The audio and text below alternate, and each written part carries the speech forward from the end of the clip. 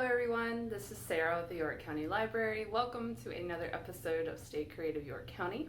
In today's episode we are going to be continuing our use of reusing book pages, and we're going to be making paper flowers.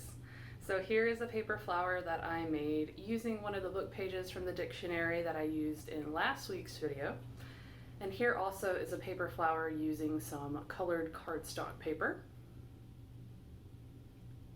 So what this is similar to is a craft called quilling, which is the bending and rolling of paper to create pieces of art.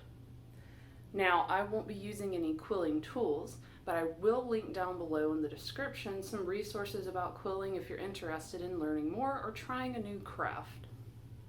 So for today's project, we are going to be using some paper, of course. So I do have the dictionary that I'm using pages out of. It's an older dictionary. So I'm using blank pages in it. Or you could use different colors of cardstock or other paper that you have around the house. If you're a little unsure about this, using plain lined paper or computer paper might be a good way to practice.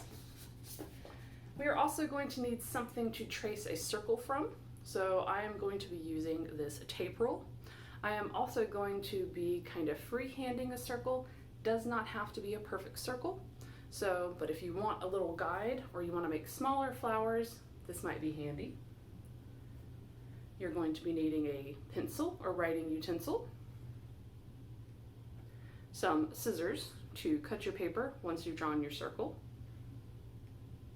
And then once we've rolled it all up, we are going to be using a glue gun today to secure these flowers in place. For the lighter paper, you might be able to get away with some double-sided tape. This is very thin paper, so securing the bottom might be easier that way. Or you might want to use other kinds of glue. And I think that is all that we need. Like I said, this is going to be like a quilling project, but there are special tools that people who do quilling use, and there will be more information about that down below.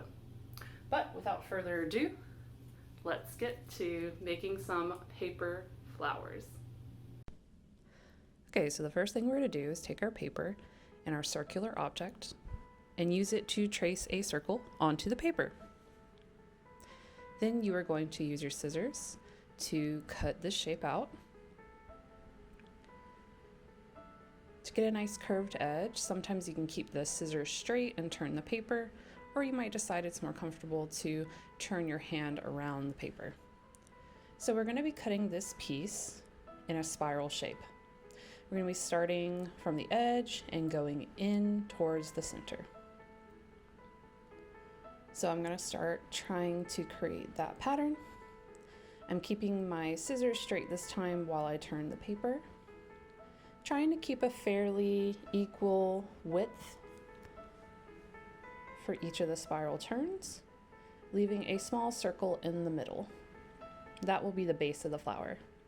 So now I'm going to start turning the outside of the spiral using a pencil to kind of get me started. It doesn't matter if you start with the paper in either direction, facing up or facing down, but as you go, it'll be tighter in the center, but you are going to allow it to loosen and let the flower blossom a little bit. So once you get to the middle, you can let the flower start to unspiral a little bit so you have more of a flower shape. And take your hot glue gun, put a little bit of glue on that center piece, and then lay it flat and push the petals into the base. Now you may need to take some hot glue and put a little extra on the edges. Once you have it secure, you have your first paper flower. So now I am going to be using an embroidery hoop. I was going to freehand a circle, which you can do, but I decided I wanted to go bigger with this. So I got an embroidery hoop, used that to trace my circle. cut out my spiral.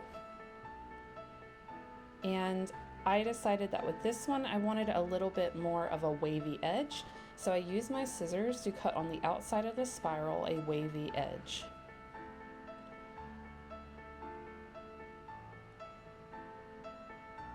So now I'm just going to repeat the process like I did with the other one. I'm going to use that pencil to kind of get me started.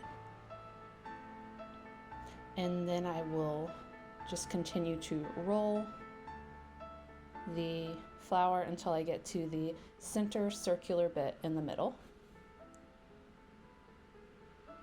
This one was a little tougher, but it looked really great with the wavy edges.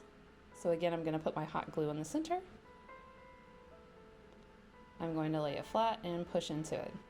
Now this is a stiffer paper, so I did require a little bit more hot glue to make sure that the petals stayed in place. And also that bottom edge had a little extra, the bottom circle, so I did use some scissors to trim that just a little bit. But there we go. So I decided I wanted to give my flowers a little bit of green. So I decided to trace and cut out some leaf shapes and then just use a spot of hot glue on the bottom to place those leaves. And I repeated this with the other flower as well. And there we go.